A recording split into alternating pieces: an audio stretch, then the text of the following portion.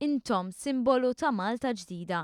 Kien b'dan il-kliem li l-Prim Ministru Joseph Muscat iddeskriva lil Sara Eżabe u Annabel Sherry, iż-żewġ tfajliet rebbieħa tal-Premju Queen's Young Leaders Award, u nur li se jingħata lil Annabel Sherry għax-xogħol li għamlet biex tippromovi opportunitajiet ugwali fil-komunità għal persuni neqsin mis-smigħ, u lil Sara Eżabe tal-ħidma tagħha biex tippromovi aktar diversità u inklużjoni fis-soċjetà.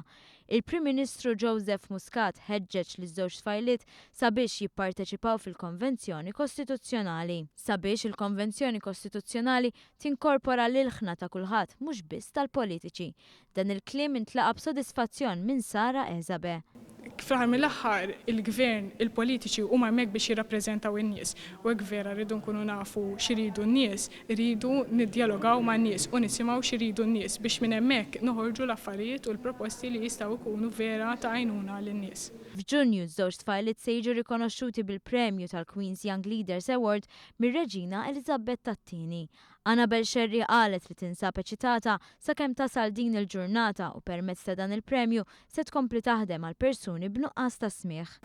Din hija opportunità kbira għalija għax inkun nista' nkompli ngħin il-persuni neqsin mis-smigħ f'Malta u għawdex inkun nista' nirrappreżenta l-komunità tal-persuni neqsin mis-smigħ, nkun nista' nqajjem aktar kuxjenza dwarhom. Il-Prim Ministru Joseph Muscat feraħ lil dawn iż-żewġ tfajliet u awguralhom kull suċċess fil-ħidma tagħhom.